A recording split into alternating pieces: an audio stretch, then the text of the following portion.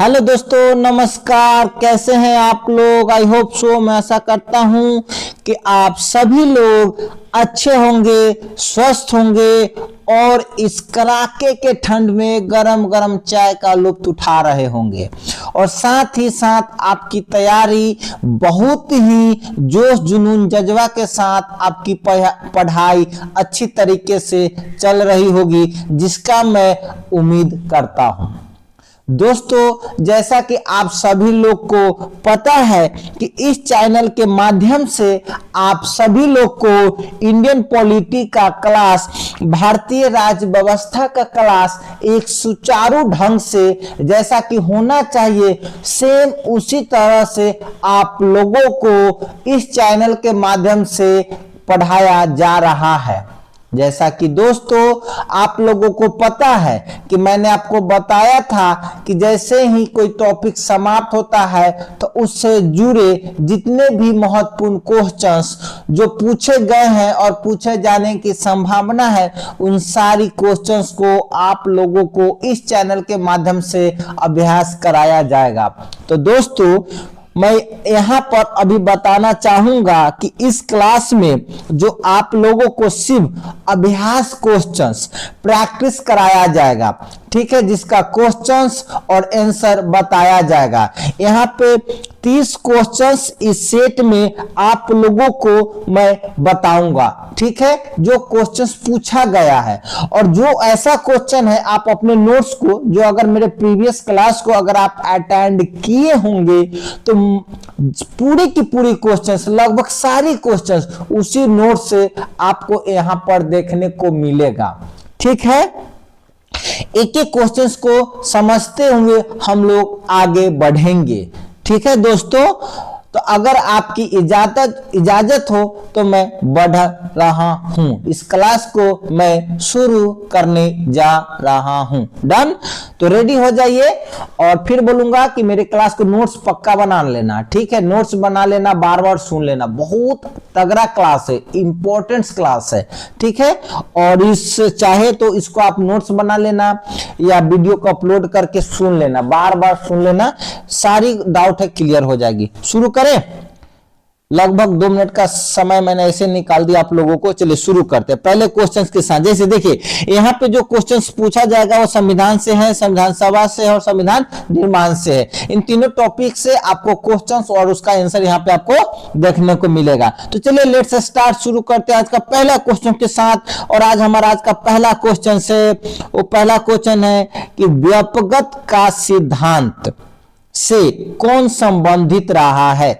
जो क्वेश्चंस को अगर समझेंगे तो संबंधित रहा है, दैट मींस कि वहां पे आपको 4 ऑप्शंस मिलेंगे, उसमें से एक ऑप्शंस को आपको चूज करना है, सिलेक्ट करना है और वो आंसर राइट होना चाहिए ताकि आप एग्जाम में सफल हो पाए, ठीक है। तो क्या बोल रहा है कि व्यापकता का सिद्धांत से कौन संबंधित रहा है। और देखिए, यह क्वेश्चंस बिहार दरोगा 2008 में यह क्वेश्चंस पूछा गया है, ठीक है। यह क्वेश्चन बिहार दरोगा जो 2008 में पूछा गया क्वेश्चन है कि व्यापकता का सिद्धांत से कौन संबंधित है। तो देखिए, आपको यहाँ पे आंसर लिखा हुआ मिला है, आपको अगर नहीं मिलेगा आंसर लिखा हुआ, आपको कमेंट्स बॉक्स में अगर चाहे तो आप अपने आप को तौल सकते हो कि वेयर आर यू, आप अभी कहां हो और what is your actual level, ठीक है। जो आपका पढ़ाई के क्षेत्र में in terms of education, in terms of your preparation, आपको तैयारी के क्षेत्र में आपका कौन सा लेवल है, कहां स्थान है,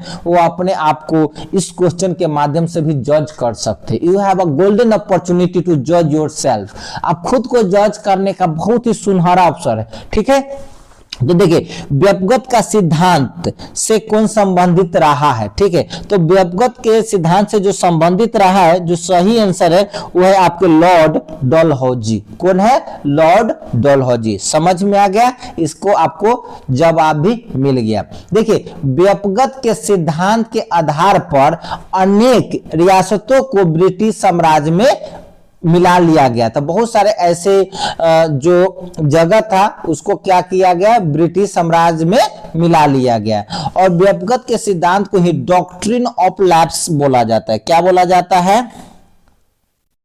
डॉक्ट्रिन ऑफ लैप्स। क्या बोला जाता है? डॉक्ट्रिन ऑफ लैप्स बोला जाता है, डॉक्ट्रिन ऑफ लैप्स बोला जाता है। ठीक है, अब कुछ ऐसे जगह था जैसे कि सतारा, ठीक है, सतारा, आपको झांसी, ठीक है, नागपुर, ठीक है, नागपुर, इन जगहों को क्या किया गया था? ब्रिटिश साम्राज्य में मिला लिया गया था। ठीक है, सतारा हुआ, झांसी हुआ, नागपुर हुआ, कुछ उड़ीसा के जगह हैं जिसको क्या किया गया था? ब्रिटिश साम्राज्य में मिला लिया गया था। ठीक है, डलहौजी के बारे में कुछ हम लोग तथ्य समझ लेते हैं। ठीक है, इसके बारे में कुछ हम लोग जानकारी ले लेते हैं। जिसकी जो नीति थी, वो नीति थी दोस्तों, वो था साम्राज्यवादी। कैसा था? साम्राज्यवादी। अगर इसकी नीति अगर पूछ लिया जाए एग्जाम में कि लॉर्ड डलहौजी का नीति कैसा था, तो था साम्राज्यवादी था। ठीक है, लॉर्ड डलहौजी ने द्वितीय आंग्ल बर्मा युद्ध में क्या हुआ था? देखिए, समझ लेना। द्वितीय आंग्ल वर्मा युद्ध में क्या हुआ था कि द्वितीय आंग्ल वर्मा युद्ध में क्या किया कि जो लॉर्ड डलहौजी ने था वह वर्मा को पराजित कर दिया। क्या कर दिया? वर्मा को पराजित, वर्मा को पराजित कर दिया। ठीक है, और 1852 ईस्वी में, 1852 ईस्वी में लोअर बर्मा एवं पीगू को अंग्रेजी साम्राज्य में मिला लिया। किसको मिला लिया? तो लोअर बर्मा, लोअर बर्मा को, लोअर बर्मा और पीगू को क्या कर लिया? अंग्रेजी साम्राज्य में मिला लिया। तो देखिए, डलहौजी ने क्या किया कि द्वितीय आंग्ल युद्ध में किसको हराया? बर्मा को पराजित कर दिया, और 1852 में क्या किया कि लोअर बर्मा को और पीगू को क्या किया? अंग्रेजी साम्राज्य में मिला लिया। ठीक है, डलहौजी को भारत में रेलवे का जनक भी कहा जाता है। ठीक है, भारत में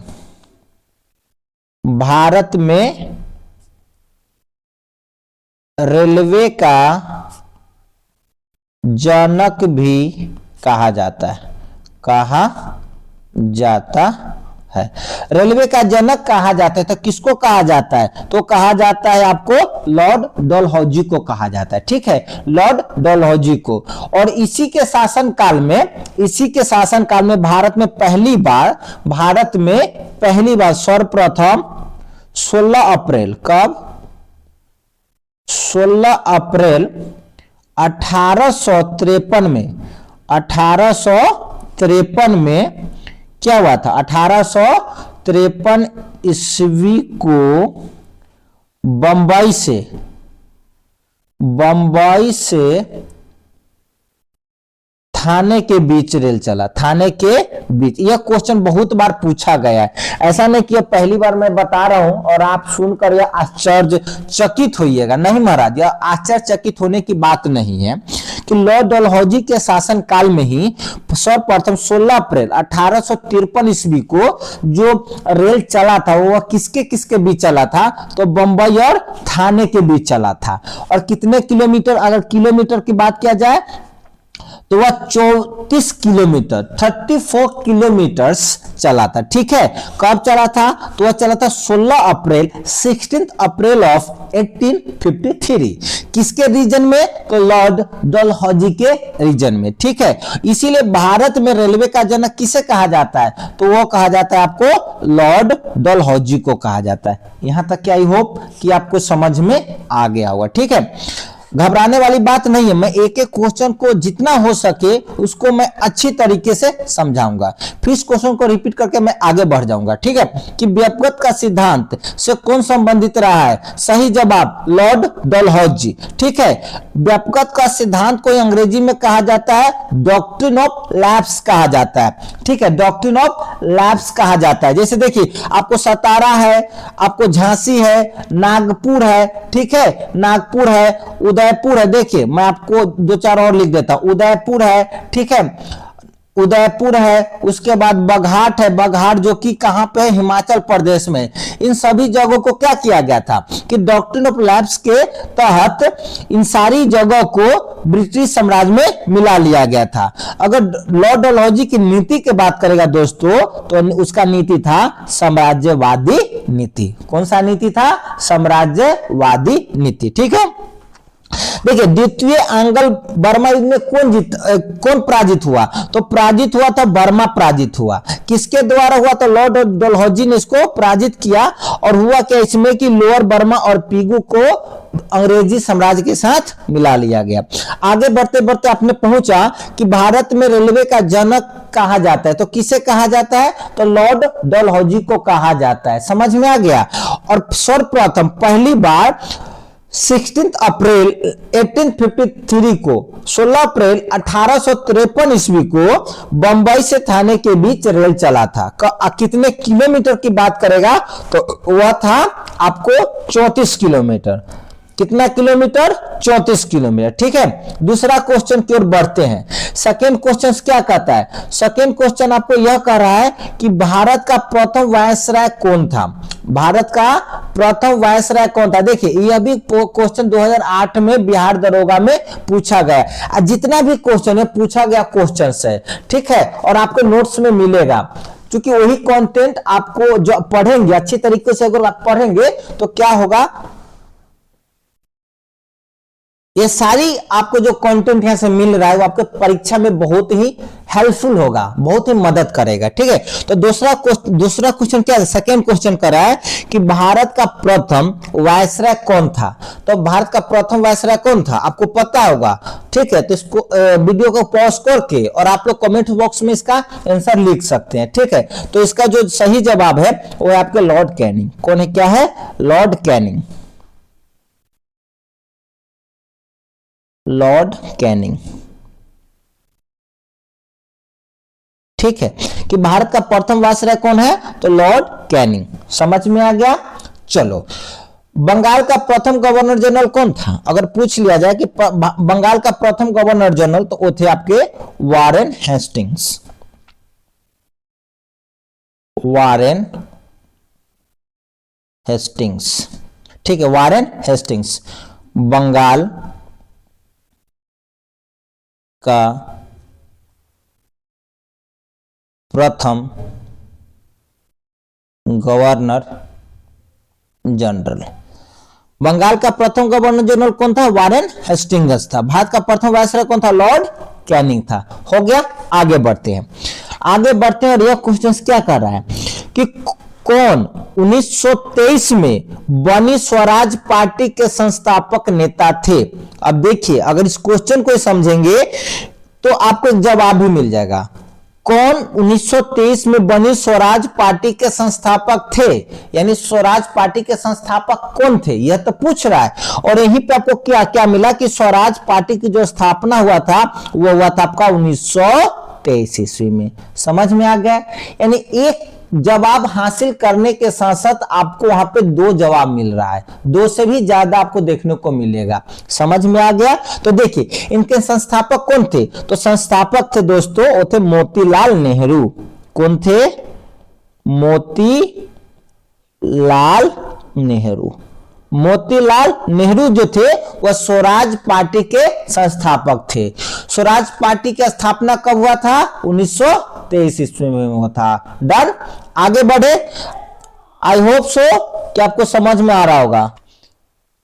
मैं ऐसा करता हूं कि आपको अच्छी तरीके से आपको समझ में आ रहा होगा। देखिए अब अगली क्वेश्चन की ओर पहुंचते हैं और समझते हैं कि भारतीय संविधान में कितने अध्याय है। यह बता चुका हूं, घबराने की कोई बात नहीं है। अध्याय यानी भाग, अध्याय यानी भाग। देखिए यह भी क्वेश्चन पूछा गया है। कब पूछा गया? 2012 में पूछा गया क्वेश्चन है। और बहुत सारे ऐसे क्वेश्चन है जो रिपीट होता है। बहुत सारे मेनी क्वेश्चंस क्या होता है, रिपीट होने की संभावना होती है। ठीक है, तो भारतीय संविधान में कितने अध्याय है? वहां पे 4 ऑप्शन था और 2012 में वहां पे जो ऑप्शन था वह था ऑप्शन दोस्तों 22। तो बहुत समय उस समय जो एग्जाम दिए होंगे वो 22 किए होंगे, जो क्या था मूल संविधान में। इसका जो सही जवाब है, अगर आपको प्रैक्टिस सेट देखने को मिलेगा तो 2012 में जो यह पूछा गया उसका सही जवाब था 22 भाग जो मूल संविधान में, लेकिन वर्तमान में कितना है, वह 25। कितना है, 25। तो ध्यान देकर आप जवाब दीजिएगा कि अगर मूल संविधान पूछ लिया जाए तो सही जवाब क्या होगा, 22, और वर्तमान में कितना है, 25। वर्तमान में क्या है, 25। समझ में आ गया। आगे बढ़ते हैं। ब्रिटिश भारत में सांप्रदायिक प्रतिनिधित्व की व्यवस्था निम्नलिखित में से किस अधिनियम के द्वारा की गई थी। क्वेश्चन है कि ब्रिटिश भारत में, यानी जब भारत आजाद नहीं हुआ था, यानी 15 अगस्त 1947 के पहले ब्रिटिश भारत में सांप्रदायिक प्रतिनिधित्व की व्यवस्था निम्नलिखित में से किस अधिनियम के द्वारा किया गया था। तो कौन सा अधिनियम था जिसके द्वारा सांप्रदायिक प्रतिनिधित्व की व्यवस्था किया गया था। तो इसका जो जवाब है, इसका जो सही जवाब है आपको मार्ले मिंटो सुधार, मार्ले मिंटो सुधार 1909, जिसके अंतर्गत मुसलमानों के लिए पृथक निर्वाचन मंडल का प्रावधान किया गया था। किसके लिए किया गया था, मुसलमानों के लिए। किसके लिए, मुसलमानों के लिए क्या किया गया था, तो किया गया था पृथक निर्वाचन मंडल की व्यवस्था किया गया था। अब पृथक का मतलब क्या होता है, अलग से। क्या होता है, अलग से। अलग से। पृथक का मतलब क्या होता है, अलग से। पृथक का मतलब क्या होता है, अलग से। बात को समझना अच्छी तरीके से। फिर से क्वेश्चंस को रिपीट कर रहा हूं कि ब्रिटिश भारत में सांप्रदायिक प्रतिनिधित्व की व्यवस्था निम्नलिखित में से किस अधिनियम के द्वारा की गई थी। तो जो सही जवाब है मार्ले मिंटो सुधार अधिनियम 1909। इसमें क्या व्यवस्था किया गया था, तो मुसलमानों के लिए पृथक निर्वाचन मंडल का व्यवस्था किया गया था।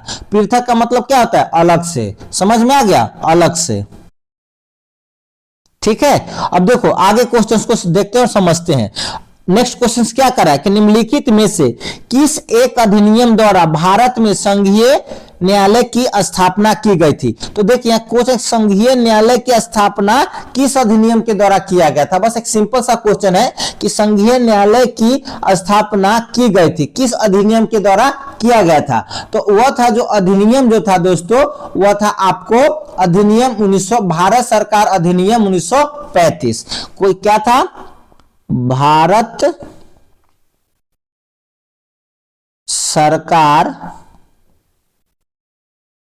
अधिनियम 1935, गवर्नमेंट ऑफ इंडिया एक्ट 1935। इसके अनुसार भारत में संघीय न्यायालय की स्थापना की गई थी। डन। फिर से समझा रहा हूं, अगर क्वेश्चन पूछता है कि भारत में संघीय न्यायालय की व्यवस्था किस अधिनियम के द्वारा किया गया था, तो था भारत सरकार अधिनियम 1935 के अनुसार किया गया था, गवर्नमेंट ऑफ इंडिया एक्ट 1935। ठीक है, गवर्नमेंट ऑफ इंडिया एक्ट 1935।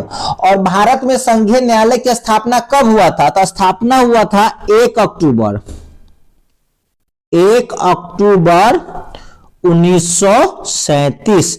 1 अक्टूबर 1937 को संघीय न्यायालय की स्थापना हुआ था।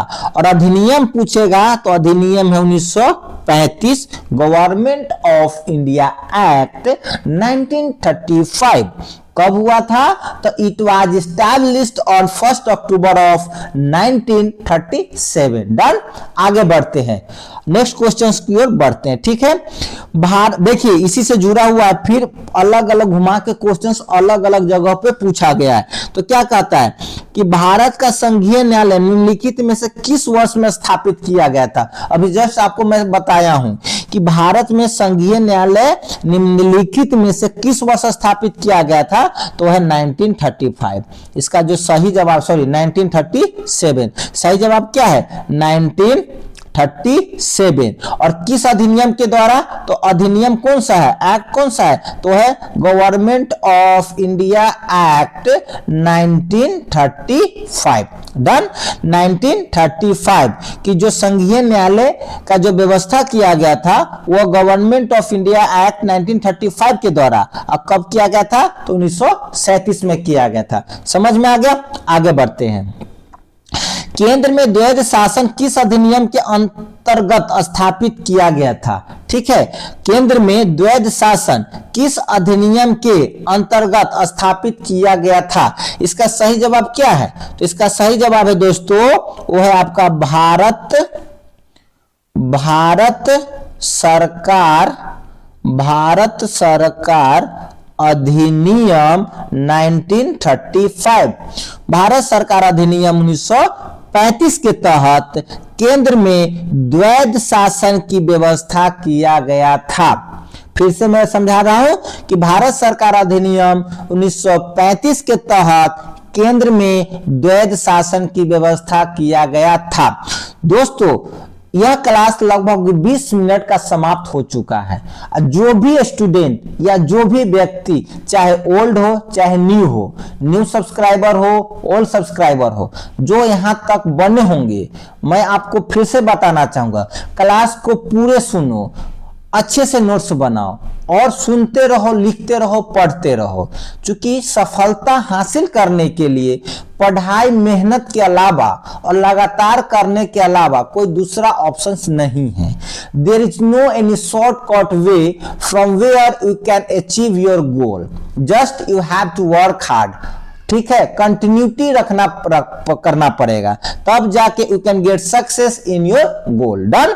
अपने गोल को हासिल कर सकते, अपने लक्ष्य में सफलता पा सकते हैं। अगली क्वेश्चंस की ओर बढ़ते हैं और अगला क्वेश्चन क्या कह रहा है कि निम्नलिखित में से किस अधिनियम ने केंद्र में द्वैध शासन प्रणाली की स्थापना किया? देखिए इसी क्वेश्चन को कैसे घुमाया मैं आपको, देखिए केंद्र में द्वैध शासन किस अधिनियम के अंतर्गत स्थापित किया गया, और उसी क्वेश्चंस को अलग फिर कैसे समझा रहा है कि निम्नलिखित में से किस अधिनियम ने केंद्र में द्वैध प्रणाली की स्थापना किया। तो अभी बताए थे, आपको पता है क्या, मैं शॉर्ट में लिख देता हूं कि government of India act 1935,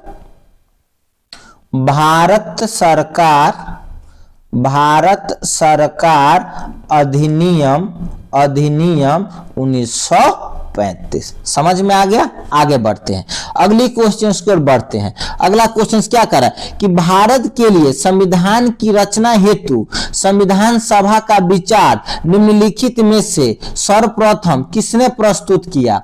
questions को फिर से समझना कि भारत के लिए संविधान की रचना यानी संविधान बनाने हेतु संविधान सभा का विचार निम्नलिखित में से सर्वप्रथम किसने प्रस्तुत किया?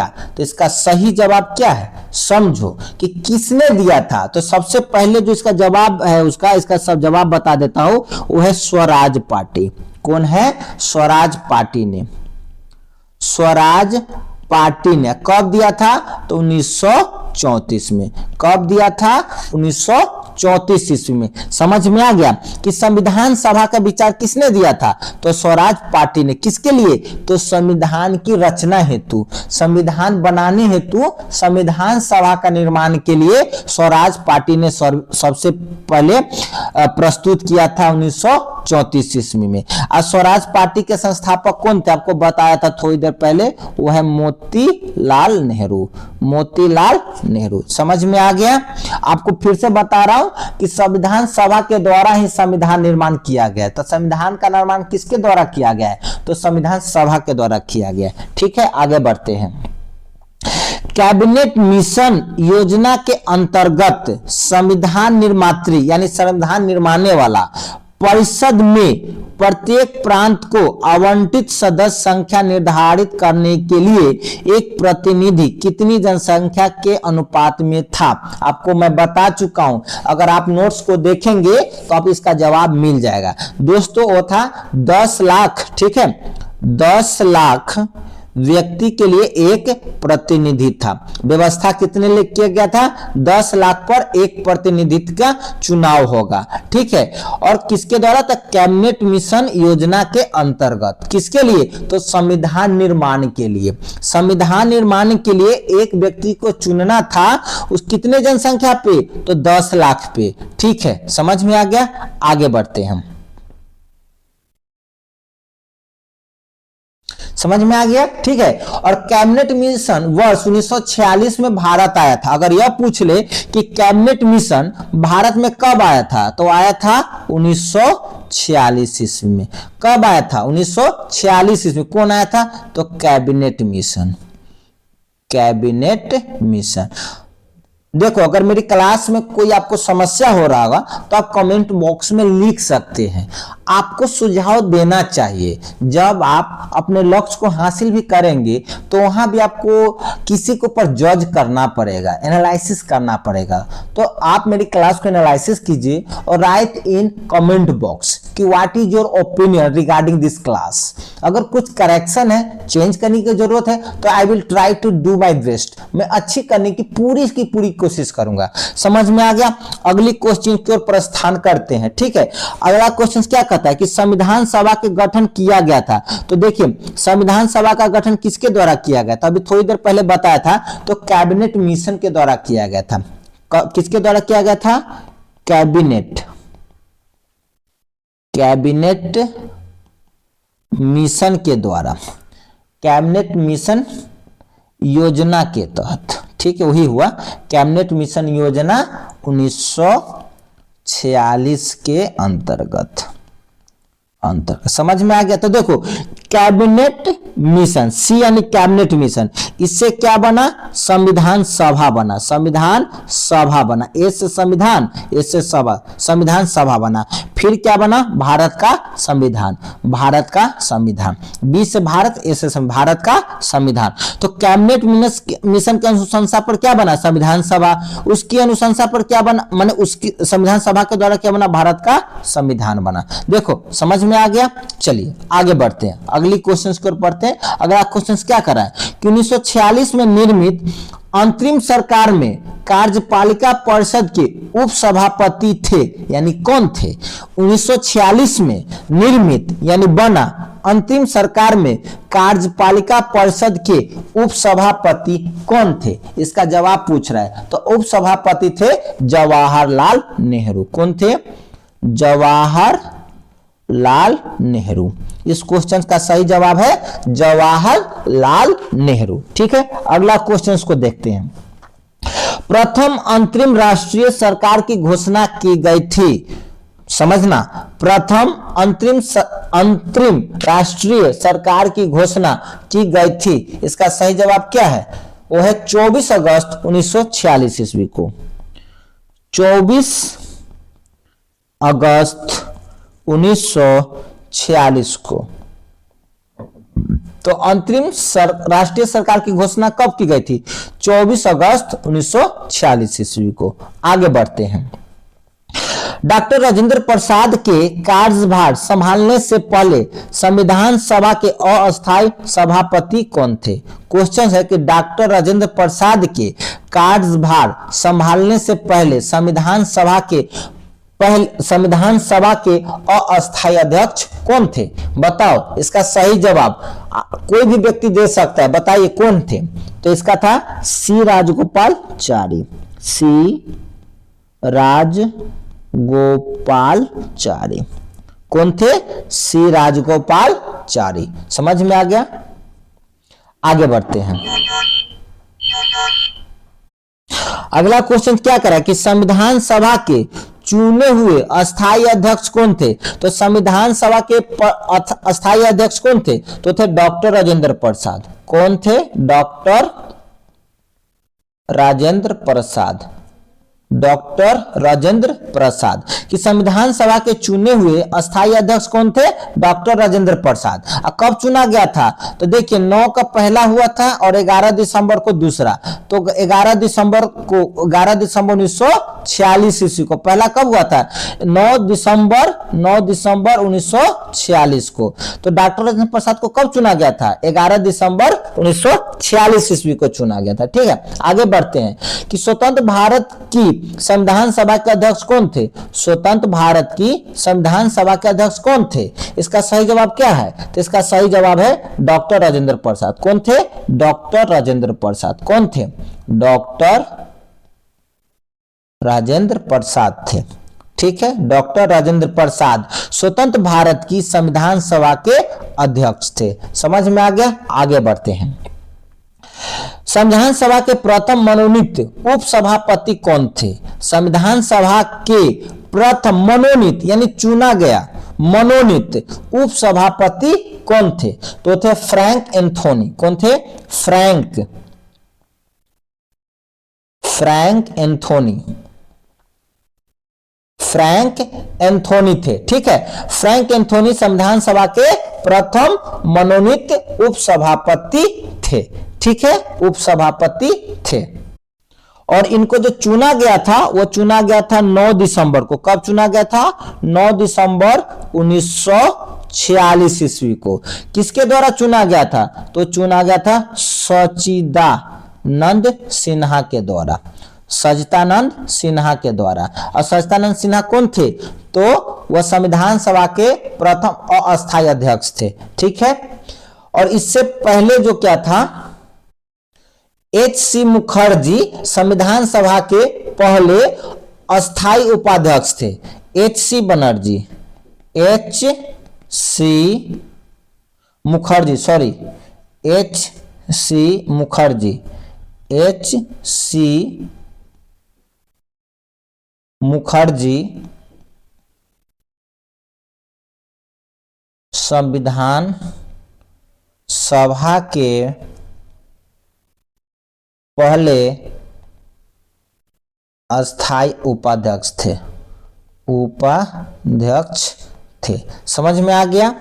तो पूछा जाएगा कि संविधान सभा के प्रथम मनोनीत उपसभापति कौन थे? तो फ्रैंक एंथोनी थे, जिनको कब चुना गया था? 9 दिसंबर 1946 ईस्वी को। किसके द्वारा? सच्चिदानंद सिन्हा के द्वारा। ठीक है, अगली क्वेश्चन के प्रस्थान करते हैं। अगला क्वेश्चन कहता है कि भारतीय संविधान सभा की स्थापना की गई थी।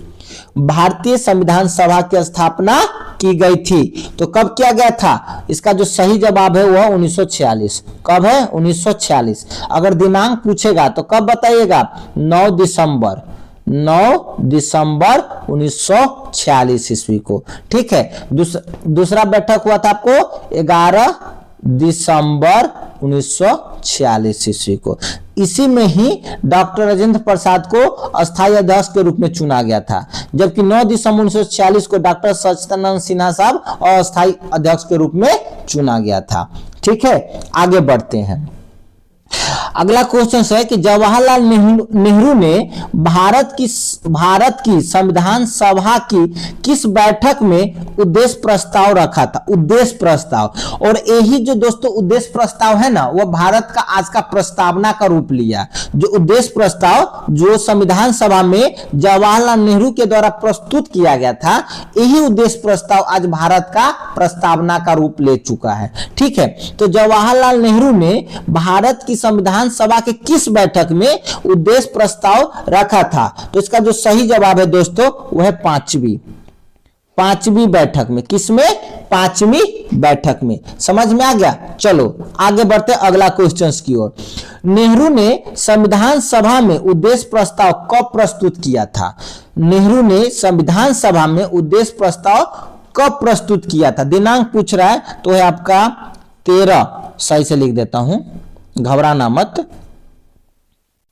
13 दिसंबर 1946 ईस्वी को। कब? 13 दिसंबर 1946 ईस्वी को। ठीक है, आगे बढ़ते हैं अगली क्वेश्चंस की ओर। अगला क्वेश्चन क्या कहता है कि भारत के संविधान में उद्देशिका का विचार लिया गया है। उद्देशिका का विचार, और वही उद्देशिका आज भारत क्या है? प्रस्तावना है। क्या है? प्रस्तावना का रूप ले चुका है। समझ में आ गया कि भारत के संविधान में उद्देशिका का विचार लिया गया, यानी किस देश से लिया गया है, वो है आपका यूएसए से, यूनाइटेड स्टेट ऑफ अमेरिका से लिया गया है। किससे? यूनाइटेड स्टेट ऑफ अमेरिका के संविधान से, यूनाइटेड स्टेट ऑफ अमेरिका के संविधान से, संविधान से। देखिए यहां एक और समझने वाली बात है, घबराना मत, जो लिखा है उसको सुन लेना, ठीक है। और जो उद्देशिका की जो भाषा है ना, जो उद्देशिका का जो भाषा था, उद्देशिका की भाषा की अगर बात करें दोस्तों, वह कहां से लिया गया था? तो ऑस्ट्रेलिया से लिया गया था। कहां से? ऑस्ट्रेलिया से लिया गया था। तो देखिए क्वेश्चन पूछेगा कि भारत में संविधान में, भारत के संविधान में उद्देशिका का विचार कहां से लिया गया? तो था USA, United state of America, संयुक्त राज्य अमेरिका। समझ में आ गया। और उद्देशिका की भाषा कहां से लिया गया? तो लिया गया था आपको ऑस्ट्रेलिया से। कहां से लिया गया था? ऑस्ट्रेलिया से लिया गया था। समझ में आ गया। आगे बढ़ते हैं। अगला क्वेश्चन क्या कहता है कि भारतीय संविधान के अनुच्छेद 14 में, बात को समझना, भारतीय संविधान के अनुच्छेद 14 में लिखा हुआ, क्या लिखा हुआ है कि कानून के समक्ष समानता, कानून के समक्ष समानता यानी इक्वालिटी बिफोर लॉ। क्या कहता है दोस्तों? इक्वालिटी बिफोर लॉ, यानी कानून के सामने सब के सब इक्वल होते हैं, बराबर होते हैं। यह किस देश के संविधान से लिया गया है? तो यह देश था, इसका जो जवाब है वह है ब्रिटेन। कौन है? ब्रिटेन। यह ब्रिटेन से लिया गया है कि कानून के सामने सबके सब बराबर होता है। यह अनुच्छेद 14 में इसका उल्लेख मिलता है, भारत के संविधान के अनुच्छेद 14 में, कि कानून के सामने सबके सब बराबर होता है। ठीक है। इसकी अवधारणा कहां से लिया गया? तो यह था ब्रिटेन से लिया गया है। समझ में आ गया।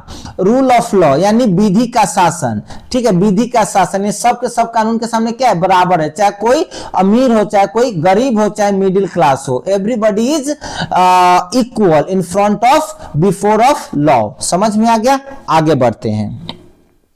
आगे क्या कहता है कि भारत के संविधान में 7वीं सूची किस देश की देन है?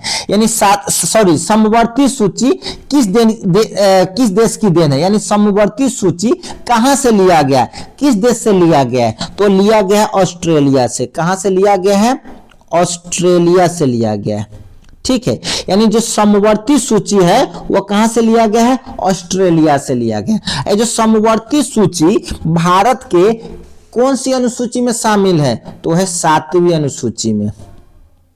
7वीं अनुसूची में समवर्ती सूची की चर्चा किया गया है। समझ में आ गया। समवर्ती सूची की चर्चा किसमें किया गया है? 7वीं अनुसूची में। जैसा कि संघ सूची, समवर्ती सूची, राज्य सूची। विशेष रूप से आगे मैं मतलब विस्तृत रूप से आगे पढ़ाऊंगा, लेकिन 3 प्रकार की सूची होती है: समवर्ती सूची, राज्य सूची और संघ सूची।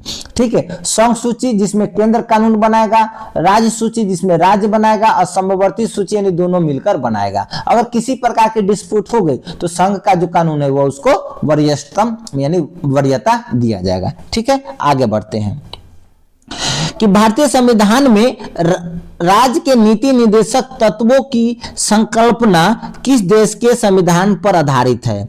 भारतीय संविधान में राज्य के नीति निर्देशक तत्वों की संकल्पना किस देश के संविधान पर आधारित है? यानी कहां से लिया गया है? तो लिया गया है आयरलैंड से। ठीक है, जब मैं लिखाया था आप लोगों को नोट्स में, उस समय लिखा गया है। ठीक है, आयरलैंड से लिया गया है। ठीक है, आगे बढ़ते हैं। भारतीय संविधान में मौलिक कर्तव्यों का विचार लिया गया है। मौलिक कर्तव्यों का, फंडामेंटल ड्यूटीज का कहां से इस विचार को लिया गया है? तो लिया गया है आपको यूएसएसआर, यानी रूस भी रहेगा तो सही है और यूएसएसआर भी है तो सही है, यानी जो रूस पूर्व सोवियत संघ से लिया गया। ठीक है, अगर यूएसएसआर नहीं है, रूस है तो रूस से लिया गया। समझ में आ गया। आगे बढ़ते हैं। भारतीय संविधान में सन्निहित मूल अधिकारों की अवधारणा किस देश के संविधान से ग्रहण किया गया? यानी मूल अधिकार कहां से लिया गया है? तो लिया गया आपको यूएसए से। कहां से लिया गया है? यूएसए, संयुक्त राज्य अमेरिका से लिया गया, यूनाइटेड स्टेट ऑफ अमेरिका से लिया गया। ठीक है, अगली क्वेश्चन की ओर बढ़ते हैं कि भारतीय संविधान में चुनाव आयोग का प्रावधान किस देश से प्रेरित है? तो दोस्तों इसका जो जवाब है कि किसी देश से नहीं, किसी देश से प्रेरित नहीं है, किसी देश से यह नहीं लिया गया है। जबकि कहां से लिया गया है? तो देखिए मैं इसको लिखा देता हूं, अच्छी तरह से समझ, किसी देश से प्रेरित नहीं, इसको समझ लेना। इसको मैं लिखा देता हूं कि भारतीय संविधान में,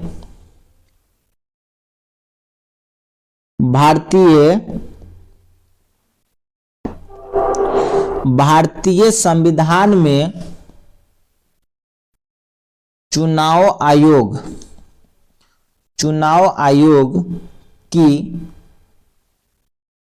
व्यवस्था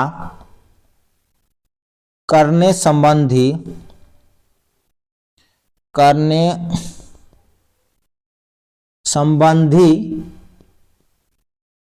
प्रस्ताव डॉक्टर बी आर अंबेडकर द्वारा प्रस्तुत किया गया था। ठीक है, तो किसके द्वारा प्रस्तुत किया गया था? डॉक्टर बी आर अंबेडकर के द्वारा प्रस्तुत किया गया था। क्या था? तो यह भारतीय परिस्थितियों के अनुरूप संविधान में की गई विशिष्ट व्यवस्था है। ठीक है, समझ में आ गया? चलो आगे बढ़ते हैं। अगला क्वेश्चन क्या है कि लिखित संविधान प्रारंभ किस देश से हुआ है? यानी लिखित संविधान शुरू किस देश से हुआ है? तो हुआ है दोस्तों अमेरिका से, यूनाइटेड स्टेट ऑफ अमेरिका से। किससे हुआ है? अमेरिका से लिखित संविधान शुरू हुआ है। समझ में आ गया? अगला क्वेश्चन और आज की क्लास का लास्ट क्वेश्चन कि भारतीय संघवाद किस देश की पद्धति पर आधारित है? तो है कनाडा। किस देश के? तो कनाडा। भारतीय संघवाद किस देश की पद्धति पर आधारित है? तो है आपका सही जवाब कनाडा। दोस्तों आज का क्लास हमारा यही समाप्त होता है। टोटल 30 क्वेश्चंस, जितने भी महत्वपूर्ण क्वेश्चन था मैं आपको सभी के सभी यहाँ पे बता चुका हूँ। ठीक है, अगर आपको अच्छा लगा होगा, पता नहीं कितने हाउ मेनी मेंबर्स जो मेरी पूरी क्लास को सुने होंगे और इसको नोट्स बनाएंगे, मुझे यह नहीं पता, लेकिन मैं आशा दिलाता हूं कि अगर आप मेरे क्लास से जुड़े रहेंगे तो आपको जो तैयारी होगा ना सही तरीके से मैं करा दूंगा, एकदम सही तरीके से, जिसकी मैं गारंटी लेता हूं। आपको पता है कि मैं प्रतिदिन आपको यह वीडियो इंडियन पॉलिटी का अपलोड करता हूं, मैं लाइव क्लास नहीं ले रहा हूं। ठीक है, मेरा वीडियो सब के सब आपको अपलोड ही ज्यादातर मिलेगा, आपको लाइव क्लास नहीं। आप इसको सुनो, नोट्स बनाओ और याद करो और अपनी एग्जाम की अच्छी तरीके से तैयारी करो। अगर चाहोगे कि शॉर्टकट कोई आपको सफलता नहीं दे सकता है, चाहे लिख लो, कोई नहीं दिला सकता है। ठीक है, चलो फिर हम लोग अगले क्लास में मिलेंगे, तब तक के लिए जय हिंद, जय भारत।